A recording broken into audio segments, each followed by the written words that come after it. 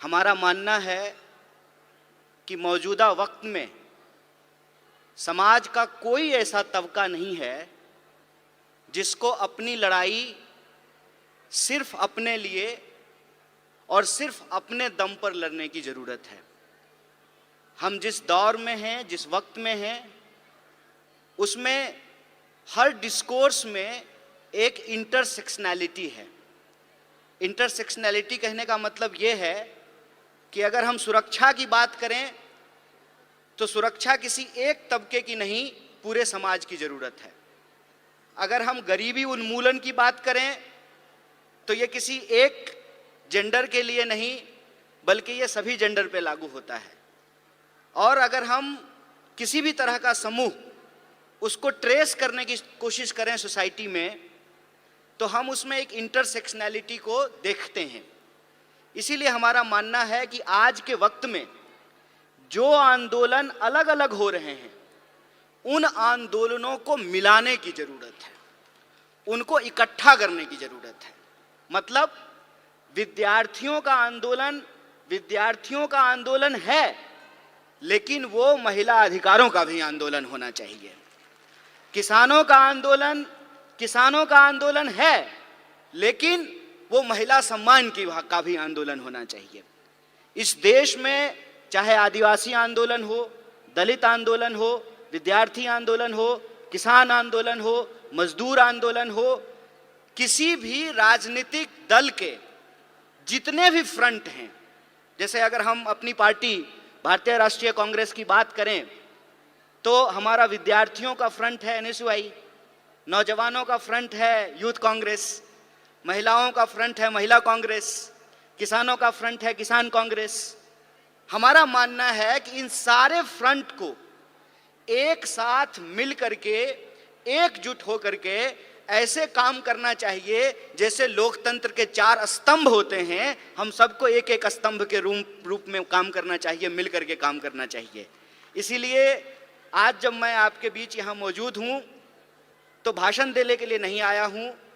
हम आपकी हर कार्रवाई में कंधे से कंधे मिला करके दोनों फ्रंटल जो है मिल करके काम करें, और जो देश के सामने चुनौतियां हैं, जिसके बारे में हमारे राष्ट्रीय अध्यक्ष ने भी बताया, महिला कांग्रेस की राष्ट्रीय अध्यक्ष नेताजी ने भी बताया, हमारे ट्रेनिंग प्रोग्राम के सचिन जी ने भी बताया, जो भी स्पीकर आ रहे हैं जो हमको मौजूदा समय में चुनौतियों के बारे में बता रहे हैं, इन चुनौतियों में हमको मिलकर के काम करने की ज़रूरत है। और हम अपनी पार्टी के भीतर, संगठन के भीतर एक ऐसा माहौल पैदा करें कि समाज के हर तबके के लोग बड़ी सहजता से हमसे जुड़ सकें, हमारे बीच आ सकें। क्योंकि अगर हम विद्यार्थी आंदोलन की बात करें तो जो महिलाएं हैं, जो लड़कियां हैं, वो आधी आबादी है।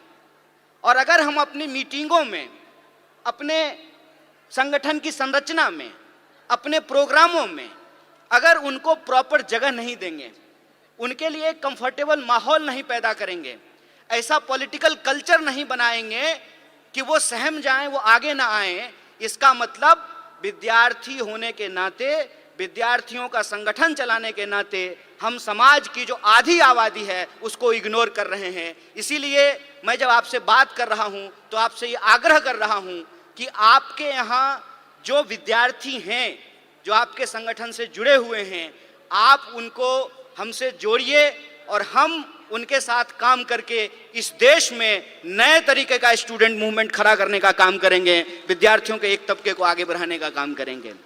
जैसा कि आप सब लोग जानते हैं कि अभी हमारी पार्टी का एक कार्यक्रम आया है कि कैसे नौजवान यूथ जो विमेन लीडर है उसको नर्चर किया जाए। उसके लिए इंदिरा फेलोशिप की शुरुआत की गई है। हमको लगता है कि अलग अलग तरह का जो हमारा फ्रंट है, उस फ्रंट को आपस में मिल करके, एकजुट होकर के काम करना चाहिए और इस एकता को हम आगे बढ़ा सकें, उस कंफर्टेबल माहौल को हम लोग तैयार कर सकें जहां महिलाएं राजनीतिक कार्यक्रमों में आने से घबराएं नहीं, उनको डर ना लगे। ऐसा पॉलिटिकल कल्चर हमको एस्टेब्लिश करना चाहिए। क्योंकि सवाल आज हमारे सामने एक बहुत ही गंभीर है। गंभीर सवाल ये है कि आपको कुछ चीज़ों को बड़ी बारीकी से देखने और समझने की ज़रूरत है। ऐसा नहीं है कि हमारे देश में महिला प्रधानमंत्री नहीं हुई, हमारे देश में महिला राष्ट्रपति नहीं हुई, हमारे देश में लोकसभा की स्पीकर नहीं हुई, गवर्नर नहीं हुई, मेयर नहीं हुई, चीफ मिनिस्टर नहीं हुई, ऐसा नहीं है। तो एक तरफ महिलाओं को प्रतिनिधित्व भी मिला, लेकिन दूसरी तरफ आज की अगर हम बात करें तो महिला अपराधों की संख्या में भी बढ़ोतरी हुई है। इस अंतर विरोध को हमको समझना पड़ेगा, ऐसा कैसे हो रहा है। ऐसा अगर इस देश के इतिहास को हम बारीकी से देखेंगे तो हमको समझ में आएगा। जैसा कि हमारे राष्ट्रीय अध्यक्ष ने कहा कि जो अपने आप को विकसित देश कहते हैं, उन विकसित देशों में भी महिलाओं और पुरुषों को बराबरी के वोट के अधिकार नहीं मिले थे। अमेरिका में 1 पर्सन 1 वोट के लिए एक बहुत बड़ा आंदोलन किया गया था, लेकिन ये हमारे पुरखों की देन है, जो हमारे फाउंडिंग मदर्स एंड फादर्स हैं, उन्होंने इस तरीके का संविधान बनाया कि आजादी के साथ ही हमको वोट का अधिकार मिल गया। आप लोगों को यह बात जाननी चाहिए कि हम नाम तो लेते हैं डॉक्टर बाबा साहब भीमराव अंबेडकर का, उनका योगदान है इस देश के संविधान को बनाने में, लेकिन अगर आप संविधान सभा को देखेंगे तो 15 महिलाएं भी उस संविधान सभा की सदस्य थी, जिन्होंने अपने विचार रखने, अपने सलाह दिए, जिससे यह संविधान बन करके तैयार हुआ। वो 15 महिलाएं थी और वो अलग अलग समुदाय से थी, अलग अलग जो है क्षेत्र से थी, अलग अलग पृष्ठभूमि से थी, उन्होंने अपना योगदान दिया है। इस देश के इतिहास को अगर हम देखें तो आप महात्मा गांधी के योगदान को भुला नहीं सकते हैं। सबसे ज्यादा जो एंटी कॉलोनियल मूवमेंट पूरी दुनिया में हुआ, महिलाओं को आंदोलन से जोड़ने का काम अगर किसी व्यक्ति ने किया तो उस व्यक्ति का नाम महात्मा गांधी है। और आप देखिए कि देश को आजाद कराने के लिए, अंग्रेजों को इस देश से भगाने के लिए महात्मा गांधी जी को कस्तूरबा गांधी को छोड़ने की जरूरत नहीं पड़ी। छोड़नी पड़ी क्या? कस्तूरबा गांधी को साथ लेके चलते थे ना।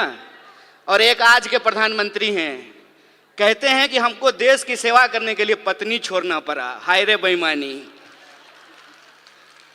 मेरी एक दोस्त है, उसने मुझे कहा एक दिन कि मुझे मोदी जी बहुत पसंद हैं। हमने कहा कि तुमको हम ना पसंद हैं यह बात कोई दिक्कत नहीं है, लेकिन तुमको अगर मोदी जी पसंद हैं तो एक बात हम तुमको कहना चाहते हैं, ईश्वर करें कि तुमको मोदी जैसे ही पति मिले।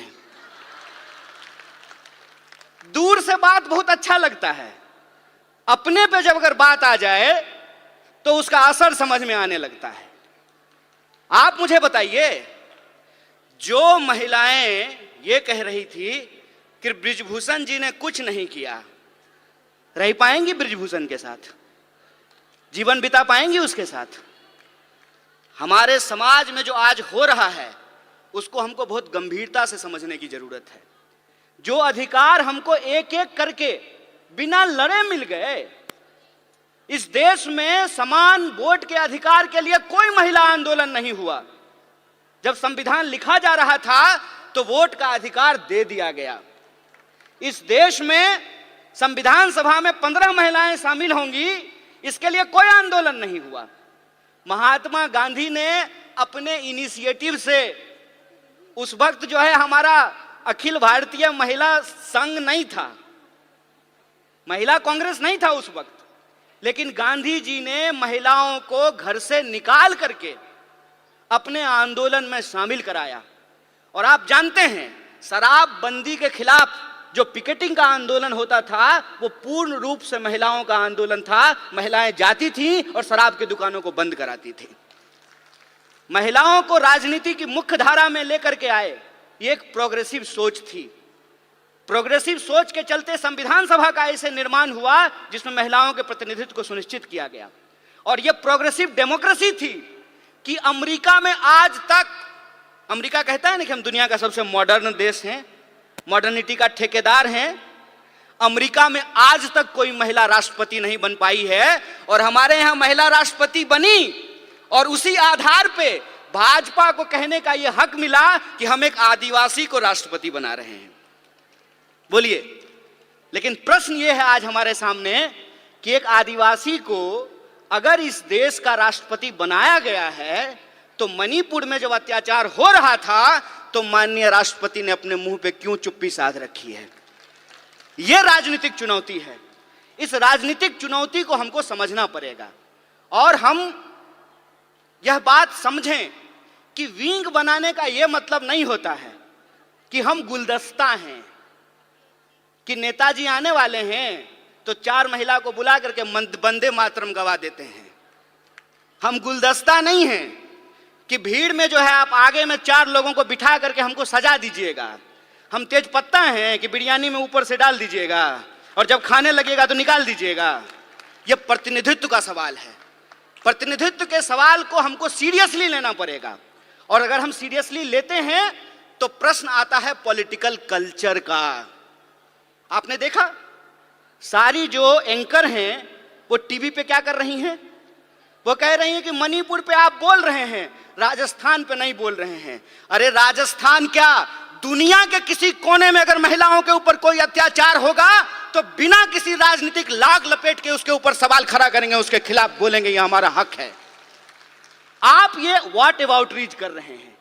आप ये दिखाने की कोशिश कर रहे हैं कि चोरी हो जाना, डकैती हो जाना और बलात्कार हो जाना एक है। नहीं है एक। किसी का पर्स मारा गया और किसी के साथ बलात्कार हुआ, ये दोनों अपराध एक है क्या? जो सर्वाइवर होते हैं उनकी पूरी जिंदगी जो खराब हो जाती है। सवाल सिर्फ शरीर का नहीं है, सवाल उनकी मानसिकता का है, सवाल साइकोलॉजी का है। इस बात को हमको समझना पड़ेगा और ये दोनों अपराध को मिलाने को, दोनों अपराध को एक बनाने की कोशिश कर रहे हैं। हमको इसकी गंभीरता को समझना पड़ेगा। हमको इस गंभीरता को समझना पड़ेगा कि यह सब कुछ आ कहां से रहा है, उसके पीछे की मानसिकता क्या है। और हमारे राष्ट्रीय अध्यक्ष ने भी यह बात कही और सचिन जी भी ने अपनी बात में इस बात को कहा कि हम मानते क्या हैं, हम सोचते क्या हैं। अगर हम ये सोचते हैं, हमारे सोच में है कि धन की देवी लक्ष्मी है, विद्या की देवी सरस्वती हैं, तो धन की देवी जब लक्ष्मी थी तो राइट टू प्रॉपर्टी का अधिकार क्यों नहीं दिया गया? यह प्रश्न पूछना चाहिए ना। जब विद्या की देवी सरस्वती हैं तो महिला और पुरुष को पढ़ने का अधिकार क्यों नहीं दिया गया? यह जब हम सोचेंगे तब हमको समझ में आएगा कि आजादी गिफ्ट में नहीं मिला है, नागरिकता का अधिकार गिफ्ट में नहीं मिला है, राजनीति में शामिल होने का अधिकार गिफ्ट में नहीं मिला है। जो लोग उस वक्त आंदोलन को चला रहे थे, ये उनकी सोच थी कि अगर हमारी महिलाओं के पास पहनने के लिए साड़ी नहीं है।